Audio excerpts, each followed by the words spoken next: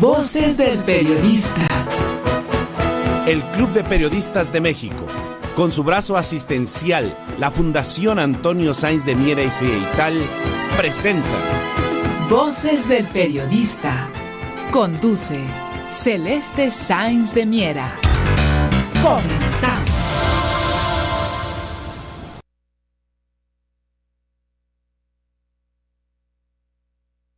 ¿Qué tal amigos? ¿Qué tal? Muy buenas tardes. Bienvenidos a su programa Voces del Periodista, este programa que es de ustedes y para ustedes a través de la frecuencia en donde la pluralidad es verbo, que es Radio Cañón, la 760. Queridos amigos, gracias a quienes nos retransmiten de manera diferida también y por supuesto, gracias a ustedes por acompañarnos en nuestro canal de YouTube de Voces del Periodista. Una mesa con el maestro Gerardo Castilleja, el doctor Rodolfo Ondarza Rovira, el maestro don Rodolfo Sánchez Mena, la maestra Ceci Tapia, @Solidaridad1000 y su servidora Celeste Sáenz de Miera, @Celeste Sáenz M. Queridos amigos, es un día interesante, un día que debemos analizar, por supuesto, y que estamos prestos a ello. Yo le pediría, si son tan amables, empezar con el maestro Gerardo Castilleja, sobre las elecciones en Estados Unidos. Precisamente vemos más claro que nunca, queridos amigos, una guerra de desinformación o de información, de acuerdo a lo que usted quiera o como lo quiera acomodar. Es desinformación porque es imprecisa. Ahí tenemos que mostrar nuestro músculo ciudadano de investigación y darnos cuenta de los intereses de unos y de otros.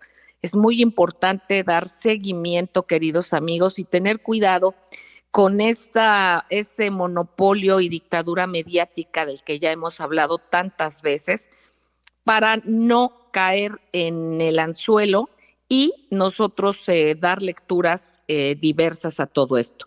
Hay otro tema internacional que es la COP27 en el Cairo, sobre todo por las repercusiones y lo que se ha visto ahí, más en sí que del hecho, lo que se ha visto ahí. Así es que yo les pediría a los profesores Gerardo Castilleja y por supuesto al maestro Rodolfo Sánchez Mena arrancar con lo de las elecciones. Adelante, Gerardo. Gracias. Buenas tardes a todo nuestro querido auditorio, a mis compañeros de aquí en la mesa, al profesor Sánchez Mena y al doctor Ondarza, maestra Celeste y Ceci. Buenas tardes. Miren, las elecciones de los Estados Unidos pues aún están todavía en los conteos finales. Se sabe que ahí Biden tiene razón. El presidente Biden dijo que el elefante rojo pues realmente no fue tan grande como se esperaba. Los republicanos sí están tomando la mayoría marginal, pero la mayoría en la Cámara en la Cámara de Representantes, pero en el Senado está prácticamente empatado. Ninguno ha logrado tener las 51 lugares para conseguir la mayoría, ¿no? Parece que los demócratas tienen 48 asientos, los republicanos 49, así que no está definido quién va a tener la mayoría en la Cámara Alta.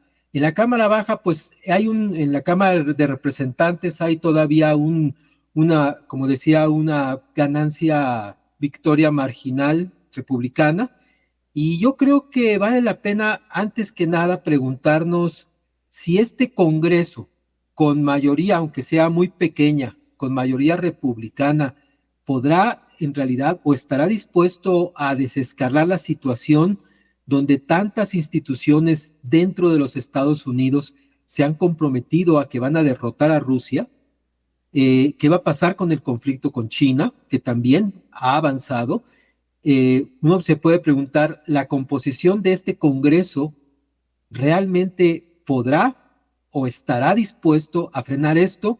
Creo que la pregunta amerita una discusión seria, porque hasta ahora tanto el Partido Republicano como el Demócrata han estado esencialmente haciendo lo mismo en torno a la política exterior de los Estados Unidos. Probablemente los republicanos van a querer tener mayor escrutinio sobre el dinero que se manda, las armas que se mandan a Ucrania, pero no se ve que ellos vayan a querer un cambio de política. Esa es la verdad. Lo que estamos viviendo, ¿no? En realidad no es una lucha de democracias contra autocracias, que es como la prensa tradicional europea o estadounidense nos presenta. Esto no es una lucha así. Esto más bien es una lucha entre la determinación de Estados Unidos y el Reino Unido de afirmarse ellos con el derecho a ser la única potencia mundial. Y entonces lanzan toda esta confrontación contra Rusia y China, y pues los países como Alemania y Europa simplemente son actores que van a ser pues destruidos en ese proceso de imponer o tratar de imponerse estas democracias, entre comillas, contra las autocracias asiáticas, entre comillas también.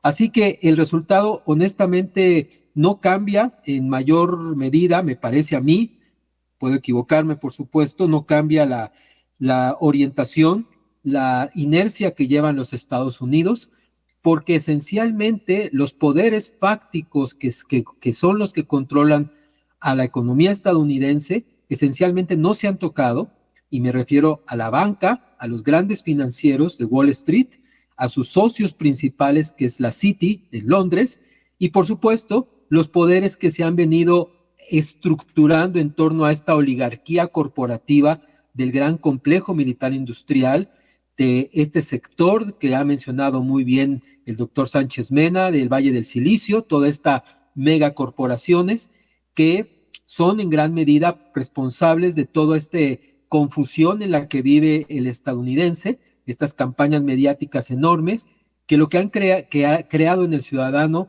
votante es confusión y pesimismo, pensando que las cosas no pueden cambiar, pues porque un ciudadano tiene muy poco o casi nulo poder para cambiar esas estructuras.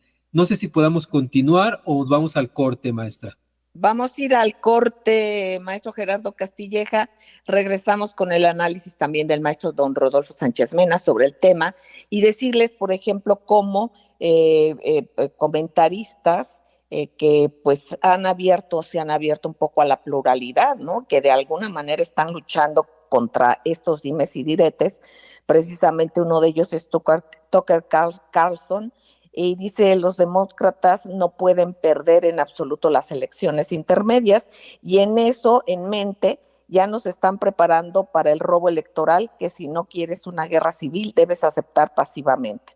O sea que, como acostumbran, bueno, arrebatan, no sabemos, estamos en esto, hay que dar seguimiento, queridos amigos, pero hay una confusión y guerra de medios. Vamos a un corte y regresamos, gracias.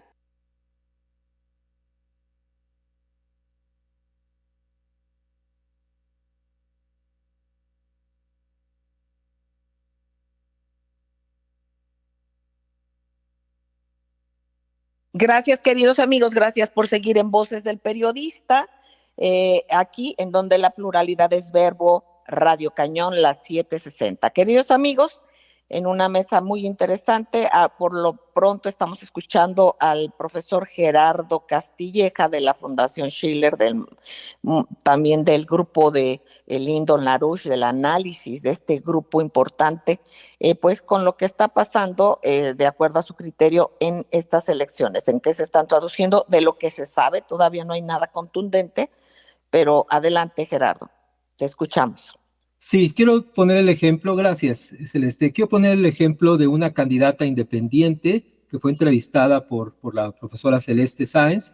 Me refiero a Diane Seyr, una candidata que hizo todo, prácticamente imposible, era competir en forma independiente, en este caso por el Senado de Nueva York, donde ella tuvo que reunir una cosa impresionante de votos, más de 45,000 votos en 2 semanas se tenían que reunir. En la cuota anterior eran apenas 15,000 votos y se suben a esa cuota para que prácticamente nadie pueda competir en forma independiente como candidato. Y esto es deliberado porque solamente los grandes partidos son los que pueden contar, no solamente en términos de los recursos, sino también de los medios. El debate que se llevó a cabo, pongo este ejemplo porque es muy representativo el debate que se llevó a cabo en Nueva York entre los candidatos registrados, que solamente eran 3, el republicano Pinion, el demócrata Schumer y Diane Seymour como una candidata independiente. No se le invitó a la candidata independiente pese a que estaba registrada en las boletas electorales. Y no se le invitó simplemente porque los organizadores del debate, un canal de televisión privado, simplemente dijeron, hicimos una encuesta y resulta que usted no fue realmente significativamente conocida. La pregunta que hicieron esta televisora fue, usted, si hoy fuera la elección, ¿votaría por el candidato republicano o por el demócrata? Pero nunca se incluyó en las preguntas si se votaría o si la gente votaría por un candidato independiente. Entonces, si la pregunta es amañada, pues la encuesta es amañada también, y por esa fue la justificación, entre comillas, de por qué no se le incluyó en el debate. Así que tenemos que esta democracia, como Diane Seymour lo dijo, la democracia estadounidense es un fraude. Es un fraude porque el control de las élites partidistas en realidad está también concentrado dentro de los poderes financieros. Por eso podemos afirmar, sin temor a equivocarnos, que Estados Unidos no es una república. Estados Unidos es una colonia ocupada por un ejército, en este caso un ejército de banqueros financieros, y son los que determinan no solamente los presupuestos, la economía, la política interna, sino también las elecciones. Y en esto vemos lo que señalaba maestra Celeste, de por qué se puede instrumentar en todo este proceso de irregularidades nuevos fraudes como el que se cometió precisamente, pues lo vimos todo el mundo en el pasada elección presidencial, ¿verdad? Exactamente. Gracias a Gerardo, querido maestro. Gerardo, yo le pediría a don Rodolfo Sánchez Mena, precisamente, maestro querido, mucho se está hablando de una narrativa de propaganda del presidente Biden que quiere presentar un resultado falso y de alguna u otra manera hay pues ahora sí que resultados y se manejan muchos análisis en Estados Unidos, al interior de Estados Unidos. ¿Cuál sería aquí el análisis de usted en este tenor en que también vimos una información que surgió por parte del propio Trump en sus redes y que también festejan un triunfo con una cierta ventaja? ¿Cuál es la opinión de usted? ¿Qué es lo que hasta ahorita usted pudiera compartir, querido maestro don Rodolfo Sánchez Mena? Adelante. Adelante, maestro, no lo escuchamos. Don Rodolfo Sánchez Mena. Gracias, buenas tardes, Celeste. Bueno, qué oportunidad para dialogar, pero también para debatir, porque no hay una sola opinión que pueda prevalecer. Lo importante aquí es irnos a las cuestiones de fondo que están en estas elecciones. Primero, aclarar que no se trata de unas simples elecciones intermedias por todo lo que está en juego. ¿Qué está en juego, Celeste? Principalmente, desde nuestra perspectiva, lo que está en juego es la importancia del voto latino para favorecer un triunfo a favor de los demócratas o de los republicanos, o ambos casos, Celeste. Lo importante es que el voto latino-mexicano está decidiendo los resultados electorales más importantes en las zonas de conflicto, en donde hay una mayor confrontación por los resultados electorales. ¿Qué tenemos, Celeste, en principio? Por un lado está toda la simulación, por ejemplo, en el caso de el embajador, el asesor Jake Sullivan, que fue a entrevistarse con Zelensky. ¿Para qué se fue a entrevistar?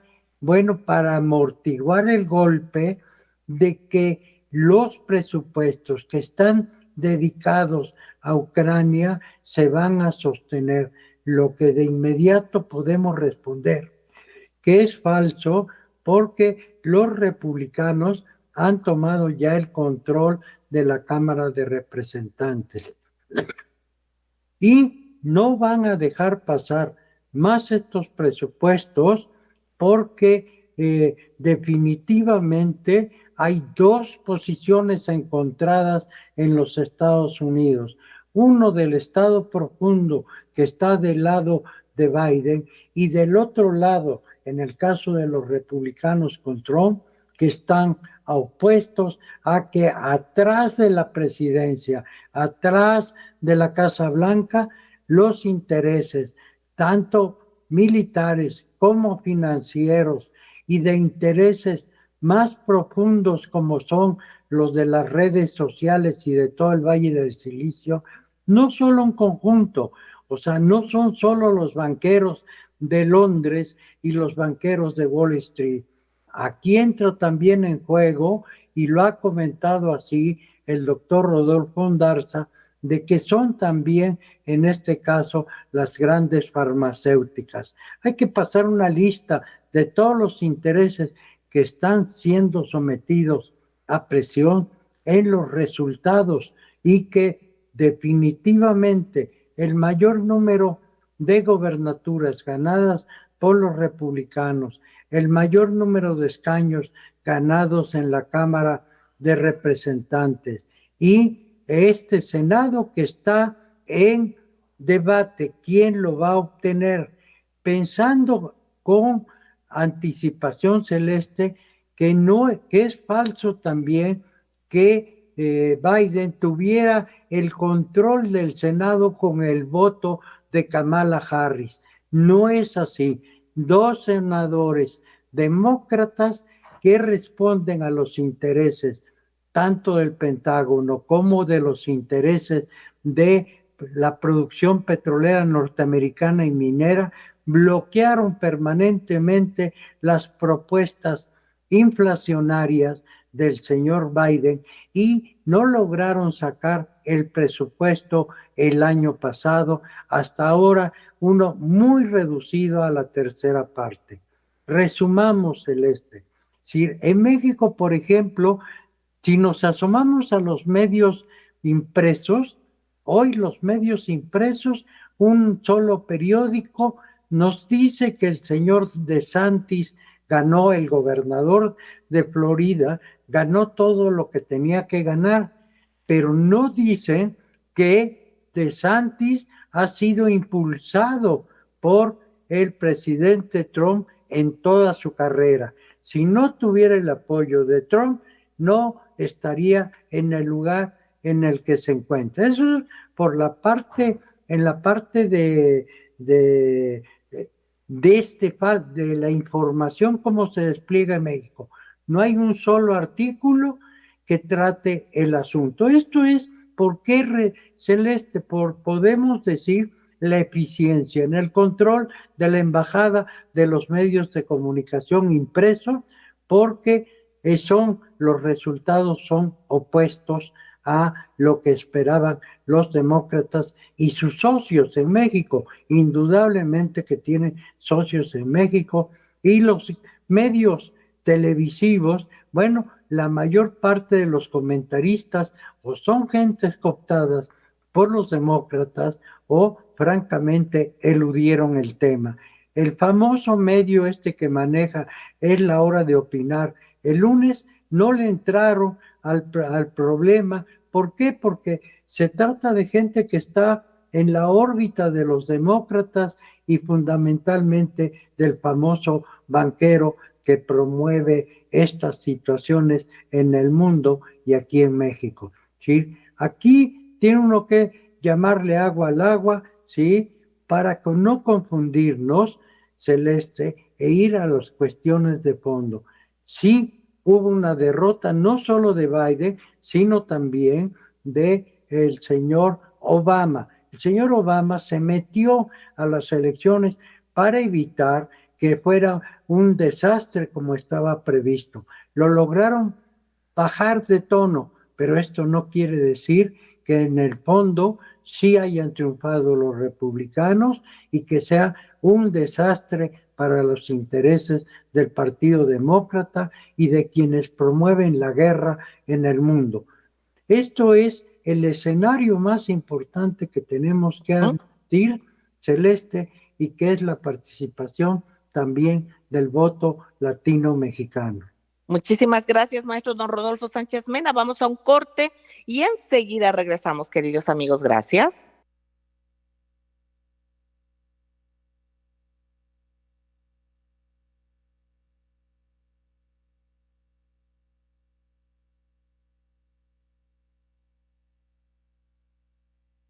¿Qué tal, amigos? ¿Qué tal? Muchas gracias por seguir en su programa Voces del Periodista en Radio Cañón, las 7:60, queridos amigos.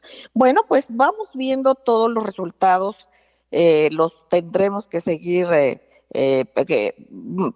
manejando de manera muy cauta y bien como lo dicen los maestros, y aquí hay que darnos cuenta quiénes dominan esta dictadura mediática. Por eso es importante el comentario que han hecho sobre estar cautos y que realmente el ir arriba, porque al parecer va arriba ya los republicanos, vamos a ver qué es lo que sucede y cómo se puede traducir todo esto. Pero bueno, hablando también de temas en los cuales estos grupos de poder nefastos ven como algo natural o como un método de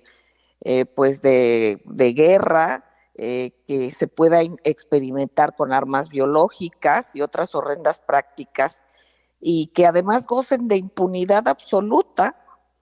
Pues aquí hay un ejemplo importante de hace tiempo, pero que es alguien que fue un personaje emblemático en esto, como es un médico y general, Shiro Ishii. Yo te pediría, doctor Rodolfo Darza Rovira, tú nos has hablado de estos personajes, ¿por qué no pudieses recapitular y siempre con una reflexión, queridos amigos, promoviendo la paz y estando atentos de los horrores de todo aquello que no vaya para el beneficio de vida para todos? Gracias, doctor Rodolfo Darza Rovira, defensor de derechos humanos, científico y además pues parte nuestra aquí en Voces del Periodista. Te escuchamos, doctor. Muy buena tarde, Celeste, muy buena tarde a colegas y muy buena tarde a la audiencia. Muchísimas gracias. Antes de iniciar con ese tema, me gustaría recomendar la lectura de Voces del Periodista.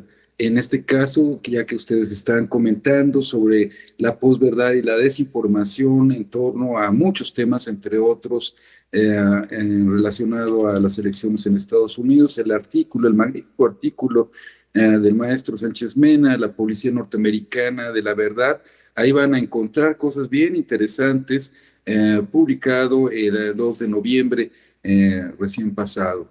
Y claro, pues qué bueno que cada vez hay mucho más conciencia dentro de nuestros migrantes mexicanos que tienen la capacidad de votar en Estados Unidos.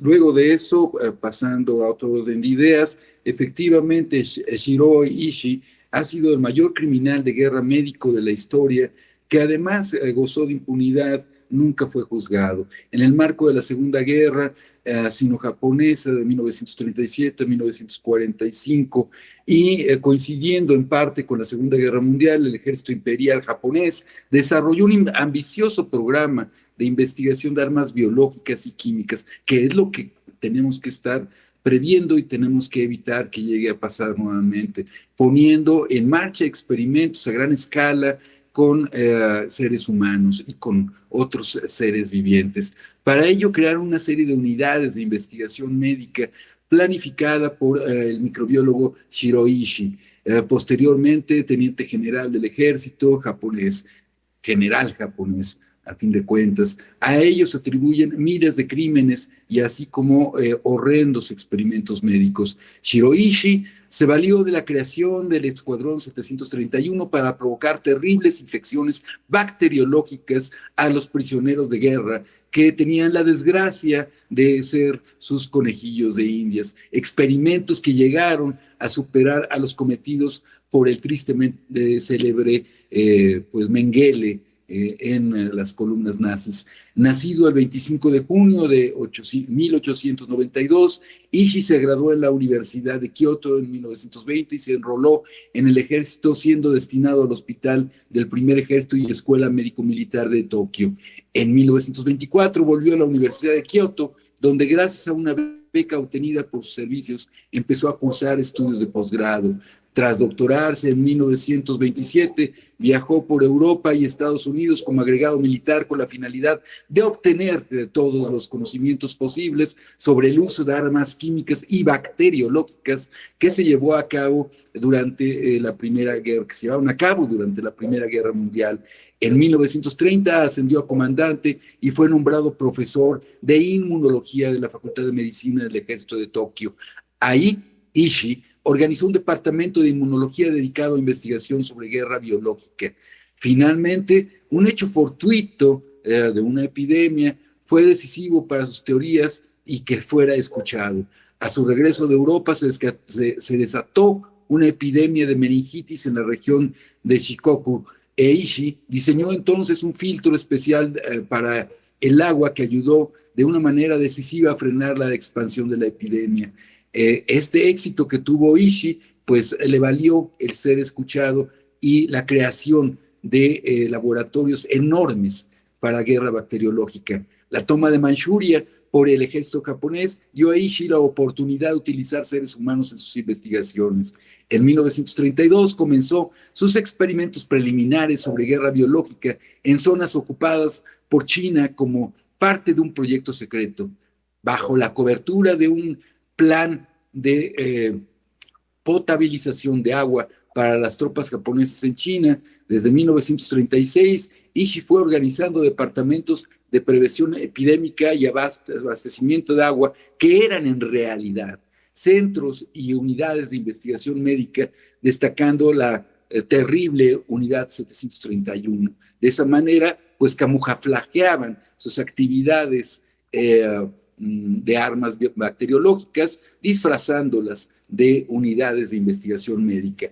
En 1939, Ishii tenía bajo su mando una gran red de centros como los ubicados en Harbin, en Beijing, Nanjing, Guangzhou y otros lugares, con más de 10,000 trabajadores. Imagínense ustedes, en los centros de experimentación se utilizaban prisioneros de guerra y detenidos políticos acusados de ser espías o miembros de la resistencia, fundamentalmente de origen chino, pero también soviéticos, mongoles y coreanos, además de enfermos mentales y discapacitados. Ishii y sus colegas investigaron fundamentalmente sobre enfermedades infecciosas, inoculando a sujetos sanos sobre los gérmenes del cólera, tifus, difteria, botulismo, antrax, brucelosis, disentería, sífilis, peste, etc., para analizar el desarrollo de las enfermedades y probar la efectividad también de algunas de sus vacunas. Las víctimas eran forzadas a comer alimentos infectados o a beber agua contaminada, o bien tenían que portar objetos, ropa contaminada. También utilizaron en sus experimentos con humanos para probar la eficacia de las armas convencionales y de agentes químicos y biológicos como armas de guerra. Se usaron blancos humanos para probar la efectividad de granadas, lanzallamas o bombas y se obligaba a beber diferentes sustancias exponiendo, por ejemplo, ácido cianhídrico o gas mostaza a sus víctimas. La valoración del tiempo de asfixia tras colocar la cabeza abajo a los prisioneros o de embolia después de inyectar intravascularmente aire, orina de animales, sangre de animales. Se probaron efectos entonces de la inyección también de agua de mar, la privación de alimentos, la privación de agua o de sueño, la congelación, las radiaciones masivas con rayos X.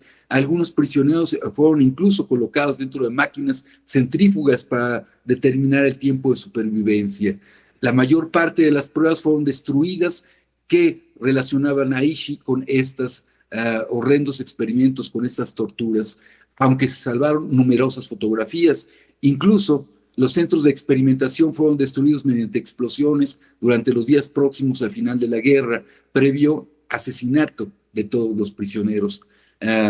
Sheldon Harris, historiador de la Universidad del Estado de California, ha calculado que las víctimas de Ishi pudieron rondar cerca de los 200,000 personas, pero murió también mucha gente a causa de las epidemias que posteriormente provocó Ishi, cuando de una manera alevosa y vengativa, pues soltó diferentes ratas, pulgas, etcétera, contaminadas para que crearan diferentes enfermedades en los lugares que habían dejado.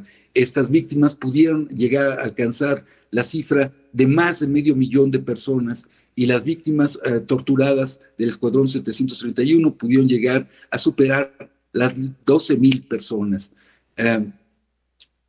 Convencido Ishi de que sería juzgado por sus crímenes de guerra, fingió su propia muerte y huyó, aunque finalmente fue detenido en 1946. Finalizando la Guerra Mundial, los Estados Unidos ofrecieron, óiganlo bien, ofrecieron inmunidad al criminal y a su equipo de investigación, siempre y cuando les develaran los detalles de sus experimentos y que no hubiera publicidad alguna.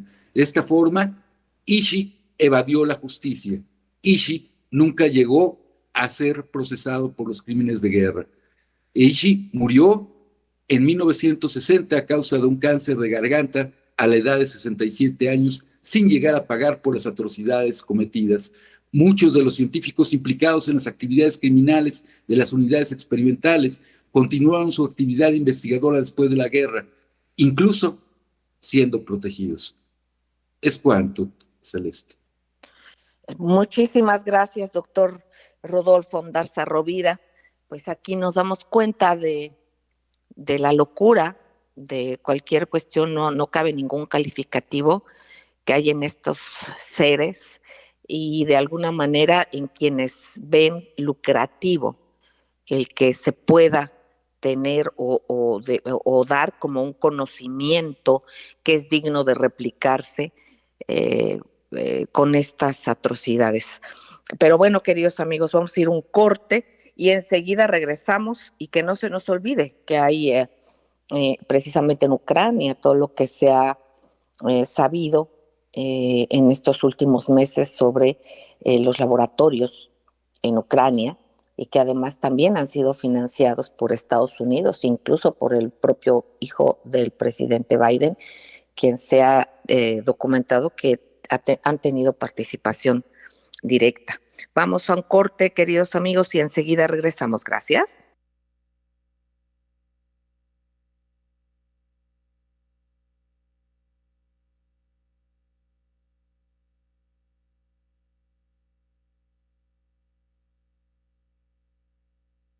Gracias, queridos amigos, por seguir en Voces del Periodista, aquí en Radio Cañón, en donde la pluralidad es verbo. Queridos amigos, hemos escuchado una mesa estupenda y ahora lo haremos, por supuesto, con la maestra Ceci Tapia, @solidaridad1000. Ustedes la conocen, ella es defensora de derechos humanos, además de que es fiscalista. Ceci, querida, si fueras tan amable en, como siempre, darnos su opinión. ¿Cómo ves al peso mexicano, Ceci, y cómo ves las redes? Adelante. Claro que sí, querida Celeste, muy buenas tardes, maestros, y a todos quienes nos escuchan. Pues resulta que el peso mexicano ha estado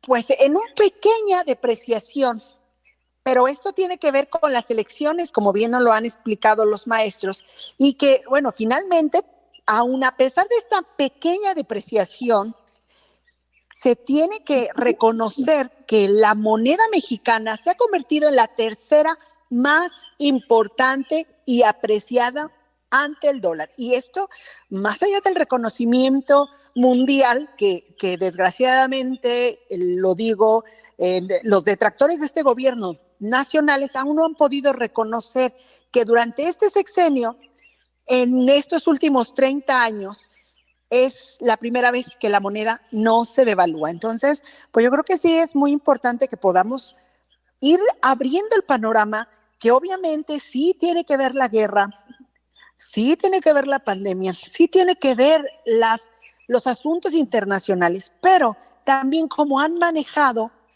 este gobierno el peso mexicano, las remesas, que aunque pareciera, bueno, ya vimos la importancia y es aquí donde yo les invito a que busquen el libro de don Rodolfo Sánchez Mena, aquí nuestro maestro, cómo en las elecciones han impactado no solamente pues todos los latinos, sino especialmente los mexicanos, pero también la mano de obra, cómo se ha ido manejando con respecto al dólar.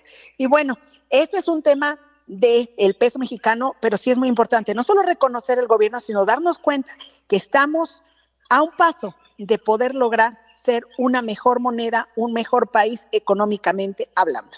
Y bueno, las redes sociales, querida Celeste, pues resulta que en días pasados el lamentable deceso de una joven en la que está involucrado un fiscal, pero las redes sociales han empezado a decir, no politicen un caso, o sea, están olvidando que un servidor público fiscal de un estado como es Morelos, fue cómplice de ocultar, de fabricar pues pruebas periciales, o sea, no estamos hablando de cualquier cosa, está usando su poder, su fuero, su puesto para desvirtuar un asesinato, que en este caso es un feminicidio, y bueno, entonces de repente las redes sociales, no politicen, obviamente, Carmona Gándara, que es este fiscal, pues ha dicho, yo no voy o sea, cometí delitos, pero eso no lo dice. Cometí delitos en los cuales estoy desviando pruebas, en los cuales estoy fabricando, en los cuales estoy mintiendo y revictimizando a la persona que fue muerta o asesinada, diciendo que murió por alcoholismo cuando francamente, pues ya lo dijeron los otros peritos, fue asesinada a golpes. Entonces, te vas dando cuenta cómo él quiere decir, es que están politizando y me están persiguiendo. No, está cometiendo un delito y esto es lo que las redes sociales el día de hoy han olvidado. Entonces, yo invitaría a todas las personas a que se den cuenta que independientemente del partido que sea, que independientemente del color a quien le vayan, quien comete un delito no puede ir impune. No debe de estar vamos a decirlo nosotros, no debe de estar acariciado por una franca necedad, como decir que hay una persecución política cuando ellos son delincuentes con fuero. Bueno, finalmente, querida Celeste, este tema no se ha dicho tanto en redes, más que están politizando algo. No, señores, nadie debe estar sobre la ley. Y bueno, querida Celeste, yo creo que más allá, y que tristemente también no se ha dejado llevar o no se han visto todo este tema de las elecciones tan fuertemente como deseáramos en las elecciones del día de ayer, pues bueno, aquí ya esperemos que puedan revisar en el canal de Voces del Periodista, en los portales, porque aquí está la información que deben de revisar, y en esta invitación también ojalá puedan entrar a Amazon y conseguir el libro del maestro don Rodolfo Sánchez Mena, en el cual habla de estas elecciones y de la influencia de los latinos en las elecciones estadounidenses de este 2022 y por supuesto de años pasados, pero bueno, estamos en la actualidad. Muchas gracias, querida Celeste, muchas gracias, maestros. Gracias a ti, Ceci, querida. Bueno, pues ahí va posicionándose ahora sí que el mundo latino y fuertemente, por supuesto, nuestro querido y amado pueblo mexicano. Maestro Gerardo Castilleja, tenías un comentario precisamente sobre la COP. Yo te pediría si no lo puedes compartir, por favor. Adelante. Sí, muy breve. Como saben todos nuestros amigos, el día 6 comenzó esta cumbre climática, la 27, convención marco, que le llaman, de las Naciones Unidas. Y creo que la nota que nos define bien cómo está esta cumbre climática es una nota publicada en el diario de Hindú, un diario de la India, donde habla de la enorme hipocresía que existe detrás de esta cumbre climática. Porque mientras a los países del sur se les está pidiendo que se restrinjan en su consumo de combustibles fósiles que reduzcan su consumo de energía, de agua, etcétera, y con sus crecientes necesidades de desarrollo, todavía la disparidad con los países desarrollados es enorme. Solamente para dar una idea, en la África subsahariana, ¿no?, el consumo de electricidad per cápita es de 487 kilowatts hora por año, 487, mientras que el consumo promedio en los países de Europa es de 7,750 kilowatts hora, es decir, 15 veces más energía consumen los europeos y en general los países de la OCDE, ¿verdad?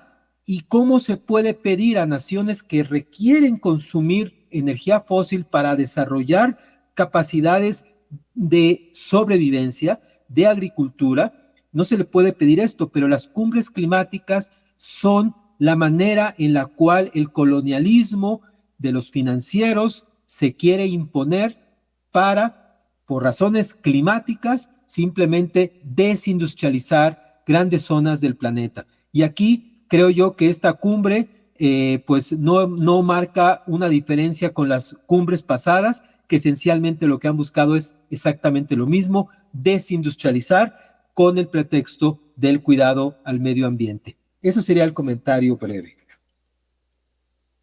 Muchísimas gracias, maestro Gerardo Castilleja, y que no se nos olvide, queridos amigos, que también está este gran negocio de los bonos verdes.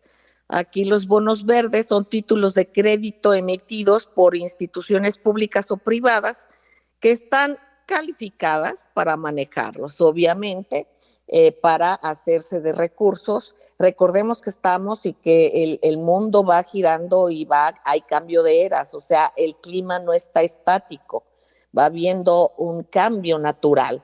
Esto independientemente que, por supuesto, hay que estar en contra de lo que contamine, pero aquí el discurso es precisamente va para la desindustrialización, no para un beneficio de pocos, sino para que eso que genera una industria se maneje por el mismo grupo que ha tenido al mundo de rodillas en muchos aspectos económicos. Así es que hay que estar atentos con esos bonos verdes y con esas supuestas buenas intenciones, y lo que sí hay que hacer nosotros y cada uno en lo que podamos, obviamente, tratar bien a nuestra madre tierra y procurar no contaminar, pero que eso no nos lleve a creer que las buenas intenciones son solamente lo que está detrás de todo esto que nos comparte el maestro Gerardo.